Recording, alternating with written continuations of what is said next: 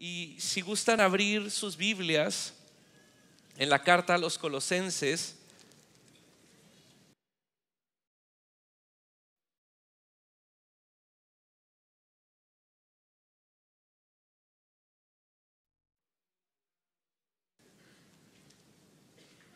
capítulo 4. Nuestros pastores este fin de semana se encuentran en la ciudad de Hermosillo. Allá están con el pastor Ovidio Enríquez y están ministrando y sirviendo allá. Regresan ya esta próxima semana, ya mañana estarán con nosotros, y me pidió el pastor si podía compartir la palabra con ustedes. Así que quiero iniciar en Colosenses 4, verso 12. Y antes hacer una oración al Espíritu Santo que inspiró estas palabras y nos las dejó a cada uno de nosotros para responder a ellas. Espíritu Santo, tú que usaste la vida de tus siervos, Señor, yo oro para que estas palabras puedan hacernos responder de una manera correcta a ellas. Yo te pido, Espíritu de Dios, que en tu soberanía, en tu poder, Señor, puedas mover nuestros corazones, puedas traer luz a nuestra visión de lo que es caminar contigo. Yo te lo pido, Señor, en el nombre de Jesús. Amén y amén. Este verso, Colosenses 4, verso 12, es una oración de un siervo de Dios que se llama Epafras. Epafras, quiero dar un poquito de contexto para que lo entendamos, pero Epafras es alcanzado por el ministerio de Pablo en Éfeso. Y entonces a Epafras le es compartido el evangelio, el poder del evangelio sobrenatural de Dios le hace nacer de nuevo, y entonces él responde de una manera real y genuina a ser un discípulo de Cristo, a empezar a seguir a Cristo. Y entonces lo que sucede es que Epafras era de Colosas, y él estaba en Éfeso y recibe el evangelio, y entonces él regresa a su hogar y se convierte en un misionero. Es decir, él es alcanzado en Éfeso, regresa a Colosas, y entonces en Colosas inicia un mover de la iglesia en Colosas. Y por eso Pablo, sin conocer a esta iglesia, solo la conocía por reportes de Epafras, les manda esta carta.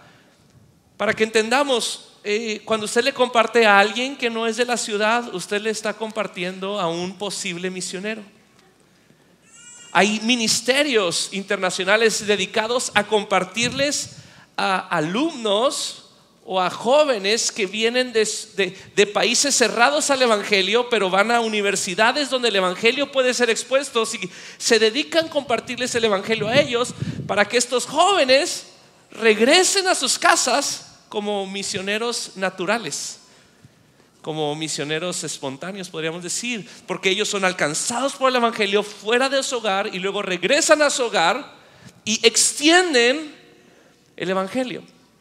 Y este es el caso de Epafras. Epafras es alcanzado en Éfeso y va a Colosas, y Colosas empieza lo que es natural en la vida de la iglesia. Y lo que es natural es que la iglesia se reproduzca, que la iglesia esté en un constante movimiento, que esté en un constante crecimiento. Si usted, el pastor nos decía la semana pasada, dice, una iglesia a la cual se le predica la palabra y tiene el poder del Espíritu Santo, por congruencia va a empezar a moverse, va a empezar a extenderse, van a empezar a ministerios brotar de la misma iglesia. Y es lo que está en el corazón de nuestros pastores y en nuestro corazón, de predicar la palabra, predicar el poder del Espíritu Santo para que Él haga la obra. Y esto es lo que sucede, porque usted y yo tenemos que entender que la iglesia no es solo los domingos. Sí, amén. La iglesia no es solo los domingos. Yo voy a la iglesia. No, usted es la iglesia. Usted no viene a la iglesia, usted viene a que todos nosotros en unidad alabemos al Señor, recibamos palabra del Señor y como iglesia ir a extender el reino de Dios durante todo el tiempo que Dios nos ha dado vida. Y entonces usted no dice, pues ya me salí de la iglesia. Usted y yo somos la iglesia de Cristo. Gracias, Rafa. Usted y yo somos la iglesia de Cristo.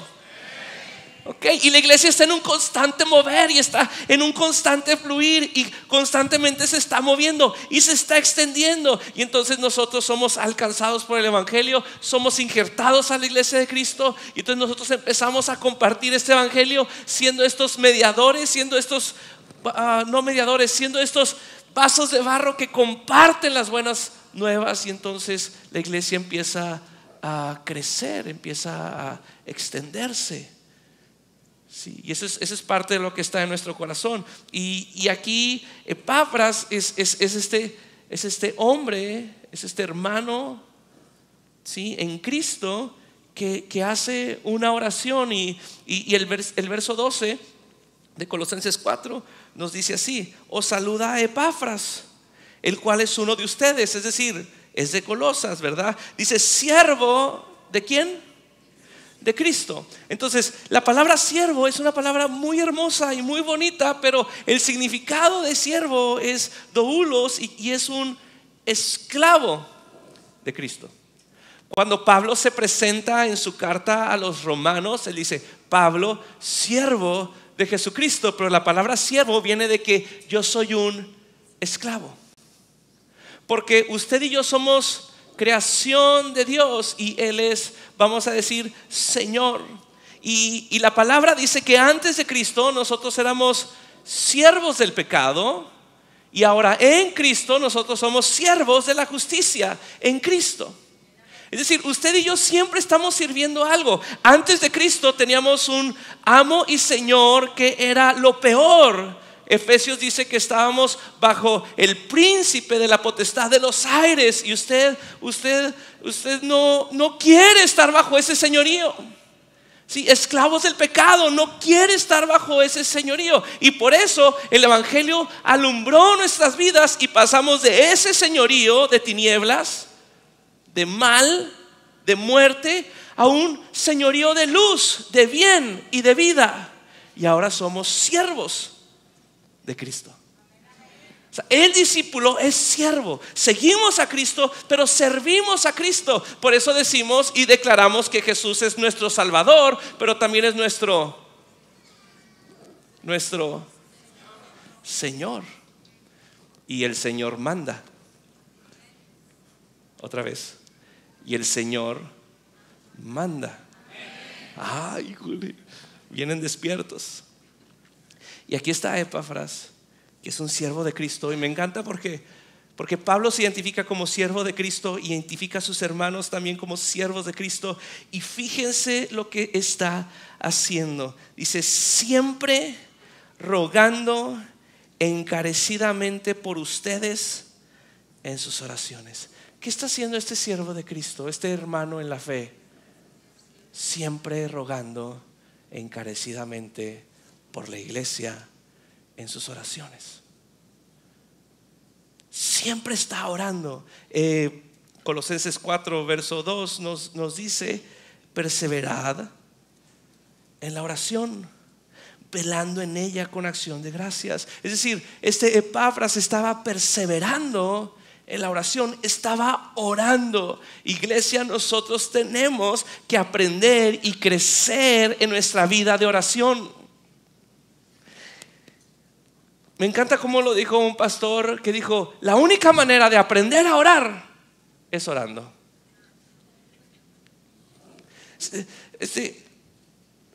Tenemos que orar, pero no tenemos que orar porque tenemos que orar, sino tenemos que meternos a esta vida de siervos de Cristo que continuamente está orando, que está perseverando en la oración, que está creciendo en su vida de oración. Y aquí está Epafras y él siempre está orando.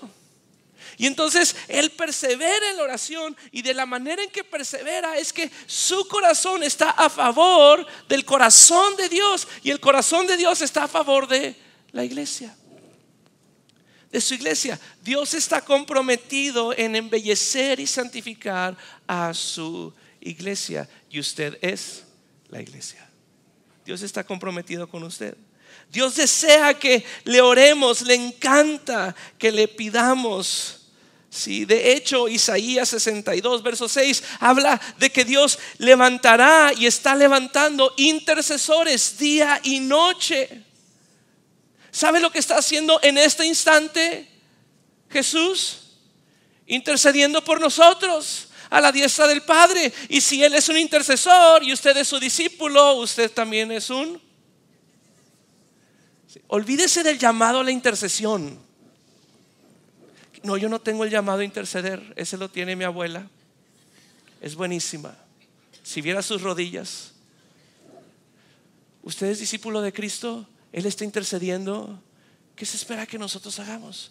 Intercedamos y oramos constantemente. Perseveramos en la oración. Y yo le voy a animar a que, si usted no ha descubierto el deleite y el placer de la oración, que lo descubra. Pero la única manera de descubrirlo es orando, es perseverando en ello. Es decir, Señor, voy a hacer esto hasta que mi corazón se alinee con tu voluntad. Y dice que Él está pidiendo. Y no solo eso, sino fíjense bien cómo Él siempre dice, está rogando. Y la palabra de su oración dice encarecidamente, es decir, fervientemente.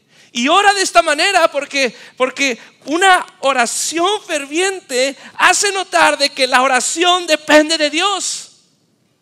Porque ¿sabe qué? La oración depende de Dios. La oración no es hacer que Dios haga lo que nosotros queremos. La oración es nosotros uniéndonos al plan de Dios y al propósito de Dios. Y la oración une nuestros corazones al propósito de Dios. Y Él lo está haciendo encarecidamente. Buscando en un comentario dice, encarecidamente es como un atleta dedicado y apasionado. ¿Alguna vez usted ha intentado empezar a correr? Los primeros días son horribles. 2 de enero y usted entra al gimnasio. 2 de enero y usted sale por todo el año del gimnasio. No vuelve más. Iniciar es lo más difícil. Es romper esa barrera, y por eso habla de perseverar. Y entonces usted dice, pues el primer día no estuvo sencillo y el segundo día va a estar un poco más sencillo, pero llegará un momento en que usted está volando, corriendo. A veces personalmente así me pasa en la oración. Venimos aquí a la velada, dices, Señor, voy a orar, y los primeros 5 o 10 minutos dices, no encuentro pie con bola, no sé cómo está esto, siento que estoy topando contra una pared. Y de repente, Señor, qué bueno que me trajiste aquí, qué bueno que estoy aquí, me encanta, qué bueno que me dejaste pasar esos primeros 10 minutos. Y aquí está Epafras, y me encanta porque Pablo está diciendo, cuando nos juntamos a orar, siempre está en el corazón de su hermano orar por ustedes. Nosotros, como parte de la iglesia, tenemos que tener el hábito y la pasión por la iglesia de orar unos por otros, de hermanarnos de esa manera. Los primeros discípulos ahí en Hechos 2 dice que perseveraban en la oración, es decir, estaban juntos orando unos por otros. Y entonces yo le voy a animar a que, si usted dice, pues Sergio, yo no sé bien cómo orar, pues únase a la oración que convocamos aquí en la iglesia todos los viernes de 7 a 9, primer viernes de mes de 7 a 9, oración de hombres los sábados en la mañana. Es decir, miércoles estamos tratando de convocarlos. No convocamos a los intercesores, convocamos a la iglesia, que es una iglesia intercesora, que es diferente. Convocamos a los discípulos de Cristo, no los que tienen un llamado intercesor, porque todos lo tenemos. Es como decir, yo no tengo un llamado misionero. Todos fuimos, ¿sí?, comisionados para ir y predicar el evangelio. Todos. Invasión misionera para los misioneros. No, invasión misionera para los cristianos. Para todos. Para todos. Entonces él está orando encarecidamente. ¿Y por quién ora? Ora por sus hermanos. Ahora dice Pablo, por ustedes, por ustedes, por ustedes. Y yo le voy a animar a que si de repente, ¿verdad?, usted va manejando, usted está en su casa y de repente el Espíritu Santo trae una impresión a usted de ora por este hermano, ore. Y no sé si a usted le ha tocado, pero de repente este hermano le dije, oye, estuve orando por ti. ¿A poco no eso le anima? Gracias, estuve orando por ti. Y no pierda esas oportunidades en que el Espíritu Santo nos recuerda a hermanos en Cristo para orar e interceder. Y a veces como de esta manera, encarecidamente, fervientemente. Si usted conoce a su pastor Rodolfo Garza, él siempre nos está empujando a una oración ferviente. Siempre nos dice a los de staff, oren, y nosotros estamos orando. No, oren, ¿verdad? Y entonces, y entonces él nos está enseñando a una oración ferviente. Y aunque hay lugar para oraciones acalladas y en silencio, también debe haber lugar para oraciones apasionadas, fervientes. Y esas, no sé si usted ha estado, pero empieza uno a orar fervientemente y como que se le pega. Sí, y entonces empieza el pastor y levanta la voz y entonces empezamos todos a levantar la voz y luego un hermano en Cristo levanta la voz y entonces empezamos como que a calentar motores y de repente ya estamos en una fervencia pero espiritual. Y este hermano sabe orar, Epafras sabe orar y está orando por la iglesia, está orando por sus hermanos. Ahora, fíjense la oración acertada y enfocada que él está orando. ¿Usted quiere saber su madurez espiritual? Escuche sus oraciones. Escuche sus oraciones. Yo una vez le dije, Señor, déjame ver que estoy orando. Y entonces el Señor me hizo sentir pequeño. Hablando una vez con una muchacha, ¿verdad? Y estaba ahí en un tiempo. Dice, Sergio, entonces yo le oraba al Señor que este muchacho le dé like a mi foto.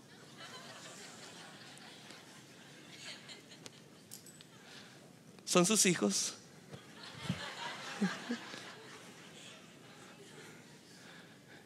Y yo pues sí. Entonces yo sigo orando y ayuna. Pues sí. Nuestras oraciones reflejan nuestra profundidad, nuestra madurez en Cristo. Sí. Ahora usted se ríe de esta muchacha, ¿verdad? Pero usted dice, gracias Señor, porque había una oferta sobre oferta.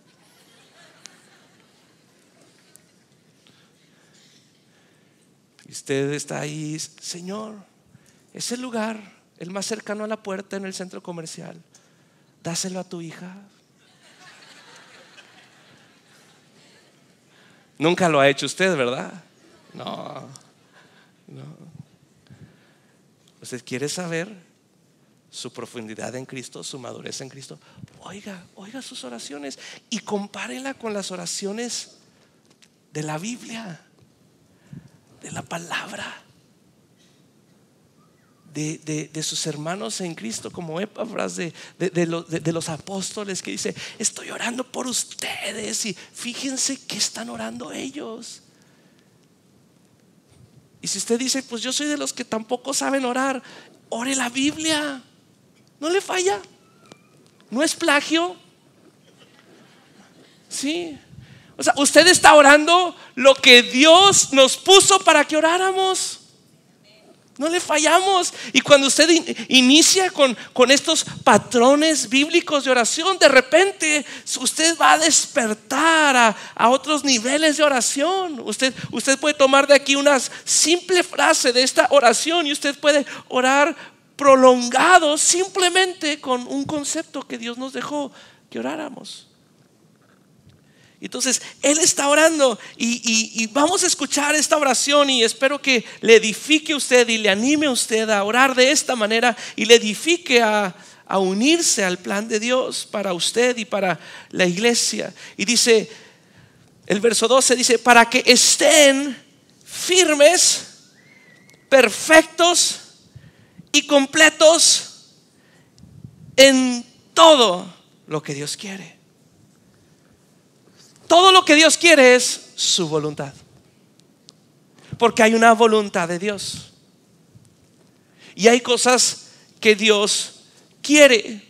¿Cómo usted puede saber lo que Dios quiere? ¿Cómo usted puede escuchar la dirección y la voz de Dios? ¿Cuál es la manera en que Dios nos ha dado para que usted compruebe cuál es su voluntad buena, agradable y perfecta? Su palabra. Su palabra es su voluntad decretada para sus discípulos. Y entonces, ¿qué es lo que Dios quiere? Yo sé que muchos hemos tenido esas preguntas, y yo le voy a decir: la respuesta está delante de usted en la palabra de Dios. Conozco un pastor que dijo: me he librado de tiempos de consejería, porque cuando alguien busca una consejería, la primera pregunta que le hago es: ¿ya leíste la Biblia acerca de eso?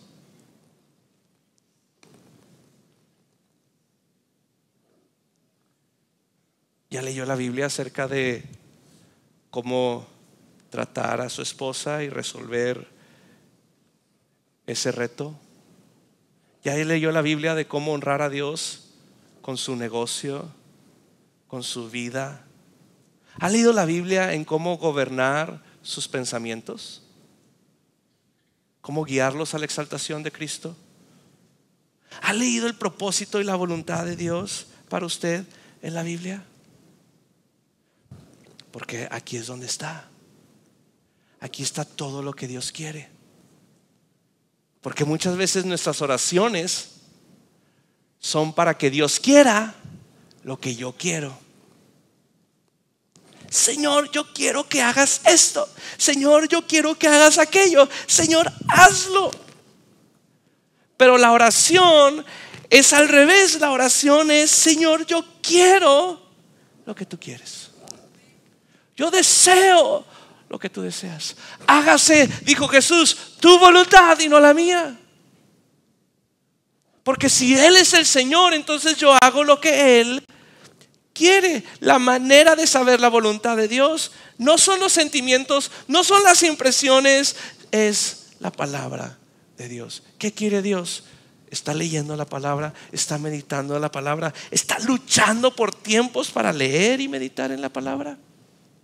Ahí está en la palabra. Jóvenes a veces se asombran cuando yo les digo: ¿qué es lo que Dios quiere para tu noviazgo? Y dicen: ¿a poco viene eso ahí? Ahí viene. Papás se asombran cuando yo les digo: ¿qué quiere Dios para el noviazgo de tus hijos? ¿A poco viene eso ahí? Ahí viene. Ahí viene. Entonces la palabra es la voluntad de Dios y es lo que Dios quiere. Y entonces Epafras está orando y está diciendo: yo quiero que estén firmes, perfectos y completos en todo lo que Dios quiere. Ahora, el primer concepto: yo quiero que estén firmes en lo que Dios quiere. Acompáñeme a Efesios capítulo 4.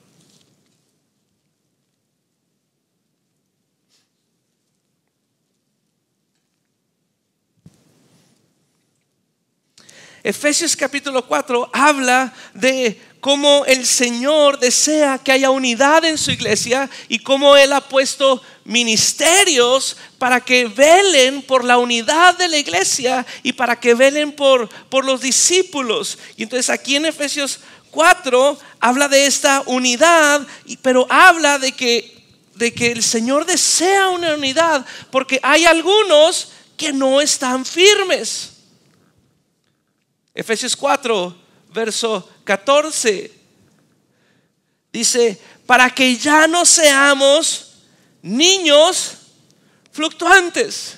Es decir, para que nuestra fluctuación deje de fluctuar y entonces nosotros estemos firmes.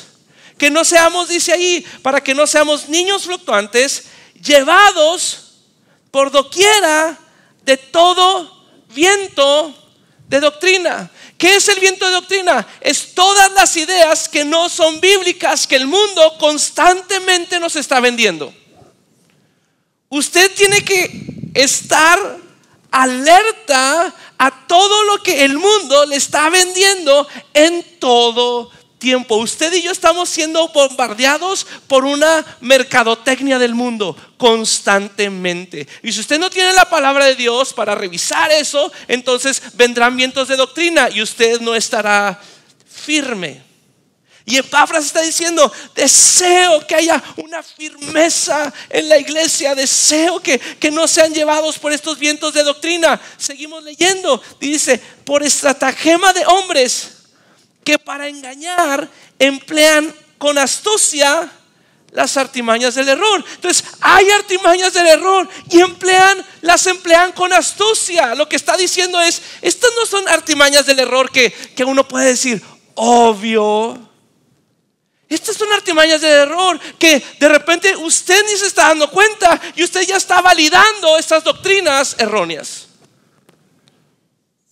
De repente entraron con un viento, entraron suavecito y de repente ya se crearon en usted fortalezas y pensamientos que no son de Cristo. Estas entran con esta sutileza, entran con esta astucia y usted debe de tener la palabra de Dios y la guía del Espíritu Santo para detectarlas. Llegó una persona y me dijo: Sergio, estuve viendo esta película cristiana y ya sé cómo es el cielo. Y yo: ¿en serio? Y me empezó a explicar cómo era el cielo porque vio una película cristiana. Yo le dije: pues creo que estás en un error porque la Biblia nunca describe así el cielo. ¿Cómo describe usted el cielo? ¿Por una impresión? ¿Por una película? ¿Por un sentimiento? ¿O lo describe como la Biblia lo describe? Y usted dice: pero es que era cristiana.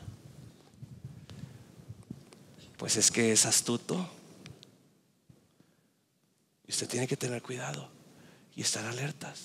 Y usted no puede definir doctrinas fuera de la palabra de Dios. Usted tiene que asegurarse que la palabra de Dios es el que guía su pensar y su doctrina. Amén. ¿Sí? Colosenses 2 verso 6 nos dice también sobre esta firmeza.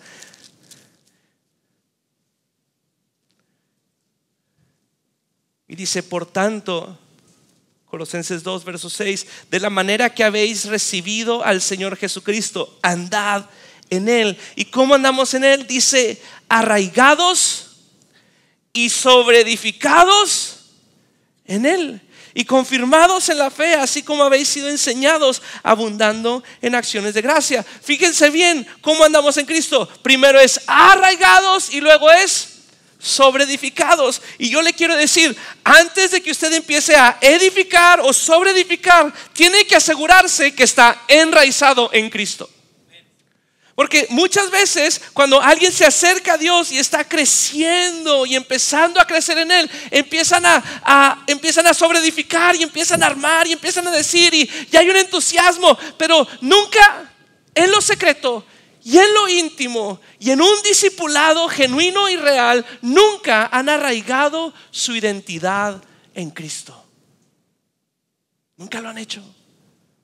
Porque sabe que los cimientos y las raíces no se ven, pero ¿cuánto cuestan? Y usted ve un edificio y usted dice: qué bien, pero si el edificio no tiene cimientos, si el edificio tiene cimientos sobre arena, como dice Jesús, vieron mi enseñanza, la consideraron, pero no la llevaron a cabo, entonces su vida es como una casa construida sobre la arena. Vendrán vientos, tormentas, inundaciones, ríos, porque en el andar en Cristo, ¿sabe qué vendrán? vientos, tormentas, inundaciones y ríos. Pero cuando usted está arraigado primeramente y luego sobreedificado, entonces usted estará firme. Y esta es la oración de Epafras. Dice: deseo que estén firmes. Segundo, ¿verdad? Que estén firmes. Dice que estén firmes. Y luego dice ahí en Colosenses 4:12, perfectos. ¿No estará pidiendo mucho Epafras? Por eso lo está orando, porque para Dios no hay nada imposible. Ahora, en el caminar con Cristo hay un concepto que se llama el ya, pero todavía no. Sí, para que lo entienda. Es: usted ya es santo delante del Señor, pero usted sabe que todavía no es santo delante del Señor.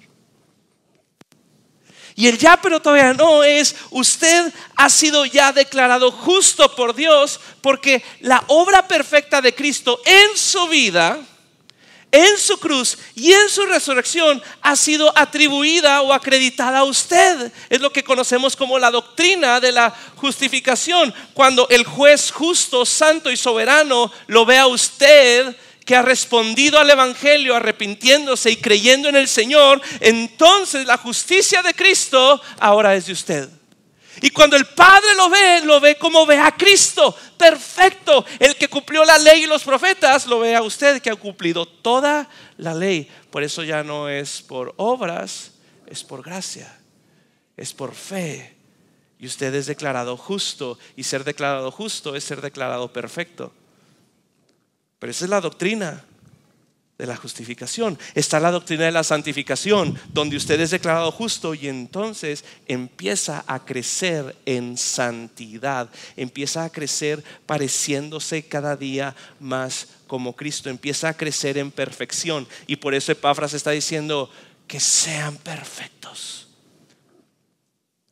Padre, perfecciona a mis hermanos, perfecciona a tu iglesia, perfecciónalos, Señor. Perfecciónalos. ¿Y qué es lo que usted y yo tenemos para crecer en esa perfección? Para crecer a la imagen de Cristo, tenemos al Espíritu Santo y a su gracia que nos transforma para ser como Cristo. Es esta gracia que no es una licencia para pecar, sino es el poder para dejar el pecado. Otra vez, porque aunque usted que sigue a Cristo puede caer y puede pecar, esa gracia de Dios en arrepentimiento usted recibe ese perdón. Pero la gracia no es: pues ahora puedo hacer lo que quiera. No, la gracia de Dios es: ahora puedo hacer lo que Dios quiere. Cuando antes no podía, ahora lo deseo. No solo lo quiero, lo deseo. Y es esa gracia que lo transforma a usted cada día más a la imagen de Cristo. Hay quienes nos han reclamado de que predicamos sobre la santificación, de que predicamos sobre esta gracia que nos impulsa a ser más como Cristo. Iglesia, no vamos a dejar de predicar de ella. Usted está creciendo en santidad, le animamos a que siga creciendo. Usted se ha detenido en crecer en santidad, ha habido en usted una complacencia para quedarse donde está. Yo le animo a que se sacuda esa complacencia por el poder del Espíritu Santo y diga: voy a ser más como Cristo cada momento, cada día. Cuidado, de veras, cuidado con la complacencia espiritual. Cuidado con ese orgullo de pues como que ya llegué al nivel del pastor Rodolfo. Ya llegué, ya estoy ahí más o menos. Y entonces ya, y usted va a decir: ¿y entonces cuándo, Checo? ¿Cuándo voy así como que ya soy santo? Hasta que Cristo venga o usted muera. Lo dice la Biblia. Y por eso decimos: ven Cristo. Pero usted y yo tenemos el privilegio de crecer en santidad. Martin Lloyd-Jones, un predicador inglés que ya falleció, dijo esta frase y se la comparto: si la gracia que recibiste no te lleva a crecer en santidad, no has recibido la gracia. Si la gracia que recibiste no te lleva a crecer en santidad, no has recibido la gracia. La gracia es esto que nos capacita. Pablo le dice a Timoteo ahí en 2 Timoteo 2:1, dice: tú pues, hijo mío, esfuérzate en la gracia que es en Cristo Jesús. Es decir, yo abrazo el poder transformador de Cristo Jesús en mi vida y sigo tras Él. Y por eso Epafras dice: yo oro para que ustedes sean perfectos, para que ustedes sean conscientes de esta gracia derramada sobre sus corazones. Yo oro para que ustedes deseen ser más como Cristo. Yo oro, Padre, para que tú perfecciones a tu iglesia, la santifiques, que ellos puedan crecer en santidad. Y esta es una oración, que es conforme al corazón de Dios. Y entonces dice: yo oro para que estén firmes, yo oro para que sean perfectos, y yo oro, y dice, para que estén y completos en todo lo que Dios quiere. Acompáñeme a Colosenses 2, verso 9. Porque a veces me toca hablar con discípulos de Cristo que parecen que están incompletos. Les falta algo. Siempre les falta algo. Siempre le están reclamando una promesa al Señor. Siempre como que hay una inconformidad de decir: no, me falta algo. Y yo quiero que usted tenga cuidado. Aunque el Señor nos da sus bendiciones y cumple sus promesas, yo quiero que usted entienda que usted tiene que comprender que si usted tiene a Cristo, usted está completo. Si usted no tiene a Cristo, usted está incompleto. Fíjense bien lo que dice aquí Pablo. Dice, hablando de Cristo, Colosenses 2:9, dice: porque en Él, hablando de Cristo, habita corporalmente parte. ¿Qué Biblia están leyendo ustedes? Parte de la plenitud de la deidad. ¿No? Ok. Entonces, ok, otra vez. Porque en Él, Cristo, habita corporalmente toda la plenitud de la deidad. Se lo dejo nomás para que al ratito le exploten sus neuronas. Porque si usted trata de entender que toda la plenitud de la deidad, todo Dios, está en Jesús, 100% Dios y 100% hombre. O sea, todo Dios, todo el poder creador, toda la omnipotencia, toda la omnisciencia, toda la santidad, toda la inmanencia, toda la eternidad, todo Dios, todo el amor, toda la misericordia, todo el gozo, toda la bendición, todo Dios está corporalmente en Jesús.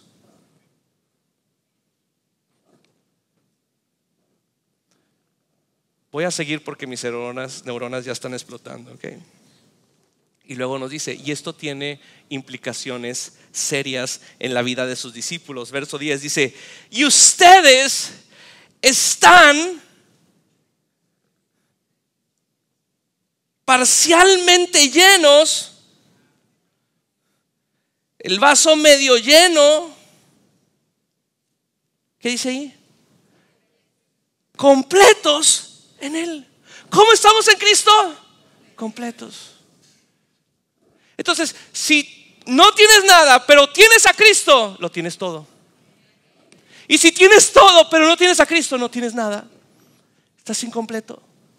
Pero Cristo es el que nos completa. Y Epafras está diciendo que ellos estén conscientes que si tienen a Cristo, lo tienen todo. No necesitan algo más. O sea, yo sé que el Señor nos ha dado muchas bendiciones, pero la mayor bendición se llama Cristo.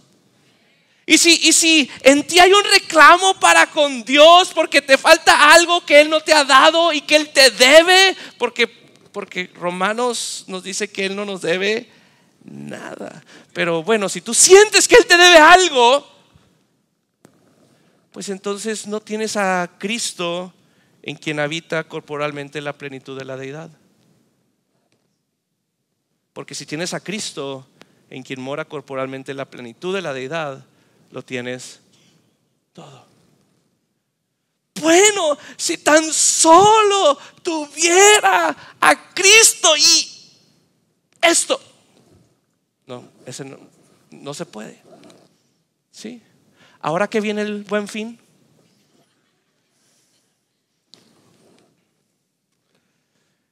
esposa, acuérdate que estás completa en Cristo.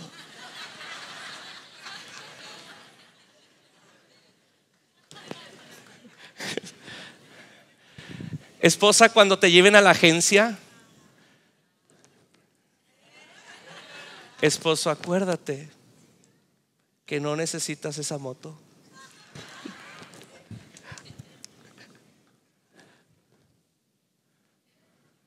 Cuando abras tu guardarropa o veas tu caja de herramientas,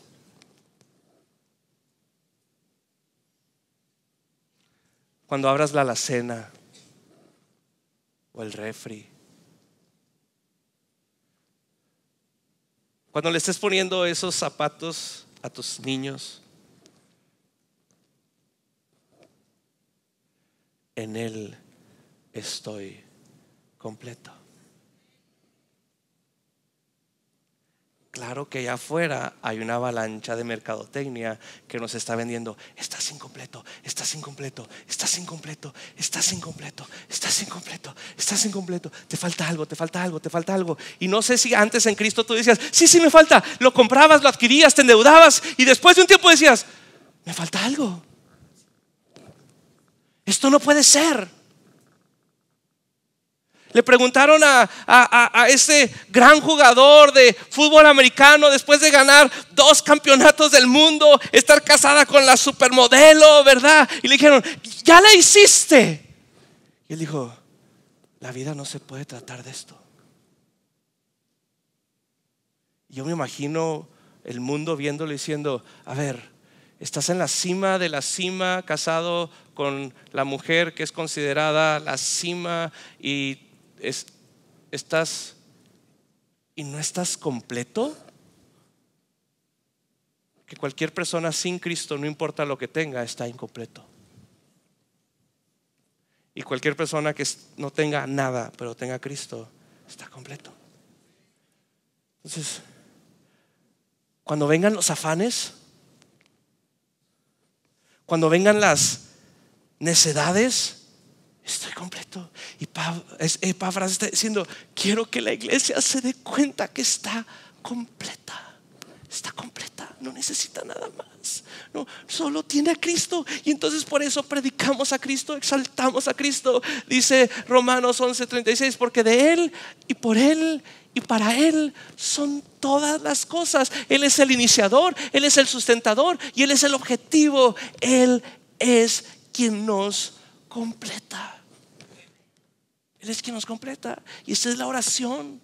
Esa es la oración. Otra vez, porque hay todo viento de doctrina que viene y nos dice: te falta algo. Y yo le digo: si usted tiene a Cristo, no le falta nada. Entonces usted a los afanes les dice: estoy completo. Estoy completo. Si el cristiano no le falta nada porque lo tiene todo, porque tiene a Cristo. Esta oración personalmente me anima. Me anima porque el que hace la obra de estar firmes, perfectos y completos es Dios. Porque si dependiera de mí, yo no estaría ni firme, ni perfecto, ni completo. Pero como Él es el dador de estas cosas, porque en el dar hay más gloria y el que recibe más gloria es el dador de todas las cosas, entonces yo puedo descansar en Cristo, yo puedo descansar en el Espíritu Santo, yo puedo descansar en el amor del Padre, yo puedo descansar y saber que Él está haciendo la obra que Él inició, Él la está perfeccionando. Y mi corazón para nosotros es esta oración: que el Espíritu Santo no nos deje en la complacencia, sino que nos lleve a una madurez continua en Cristo. Que el Espíritu Santo nos afirme, nos perfeccione y nos haga darnos cuenta de que somos y estamos completos. Terminamos con una oración. Si gusta ponerse de pie.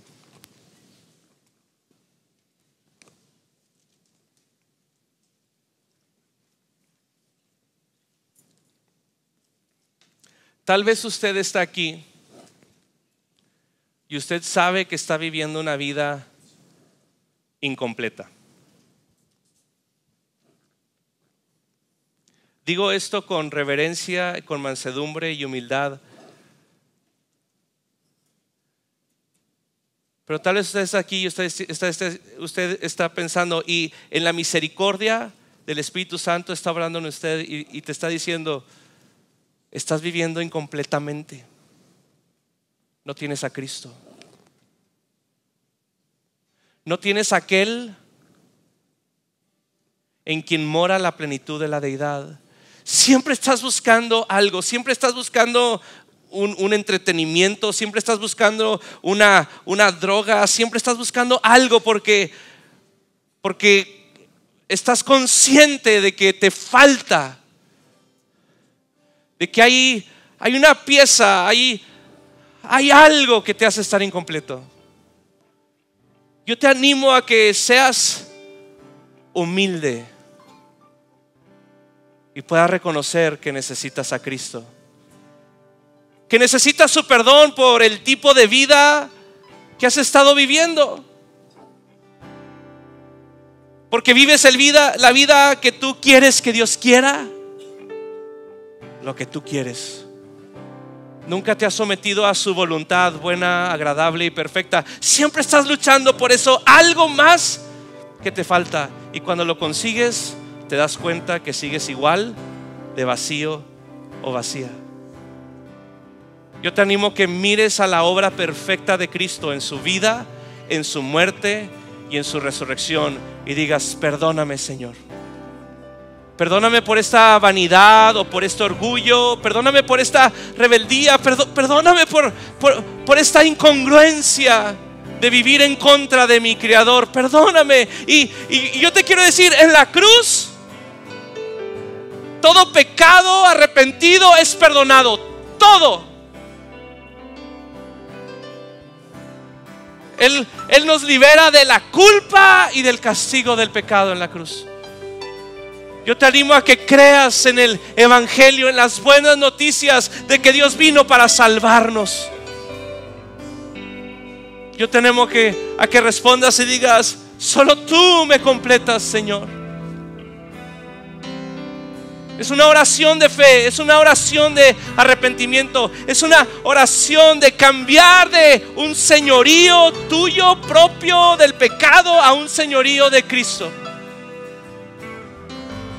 Lo mejor que puedes hacer es responder a esta obra del Espíritu Santo ahorita en tu vida y decir: Jesús, yo creo que tú eres Dios. Yo creo que tú eres el Señor de mi vida. Yo creo que tú moriste por mí y me perdonas por todas mis transgresiones y todos mis pecados. Yo te animo a que respondas a esa misericordia y respondas en esa gracia que Él está virtiendo sobre ti. Yo te animo a que experimentes la vida plena y genuina que solo Dios da. Si tú ya has sido injertado a la familia de Dios, si tú eres un discípulo de Cristo, yo te animo a despertar a esta voluntad de Dios de arraigarte y hacerte firme y perfeccionarte y hacerte consciente de que estás completo en Cristo. Yo te animo a abandonar todo reclamo que le tenías a Dios y someterte a su voluntad, que es buena, agradable y perfecta. Yo te animo a reorganizar tus prioridades, a alinear tus oraciones. Yo te animo a vivir esta vida gozosa y plena delante de Dios. Si gustas cerrar tus ojos para orar. Espíritu Santo, sigue revelando a Cristo a nuestros corazones. Sigue revelándonos su belleza y su plenitud. Síguenos revelando su amor y su misericordia. Sigue revelando a Cristo en nuestros corazones. Espíritu Santo, causa la obra sobrenatural del nacer de nuevo en aquellos que están respondiendo al mensaje de Cristo. Yo te lo pido en el nombre de Jesús. Yo te pido que para tu iglesia, Señor, tú quites, Señor, todo viento de doctrina, toda falsa idea que no viene en tu palabra, Señor. Que nos afirmes en la fe, que nos afirmes en la identidad de Cristo. Yo oro, Señor, para que nos sigas perfeccionando, para que la gracia, Señor, que está siendo vertida sobre cada uno de tus hijos, Señor, pueda ser una gracia a la santidad y una gracia a la perfección, Señor. Yo te pido que nos hagas conscientes de que estamos completos en Cristo, de que solo Cristo nos completa. Yo te pido que nos quites nuestros pretextos, nuestros supuestos derechos o nuestros reclamos para contigo. Yo te pido que podamos abandonarnos a tu señorío, a tu voluntad, que es buena, es agradable y es perfecta. Yo te lo pido en el nombre de Jesús. Amén y amén.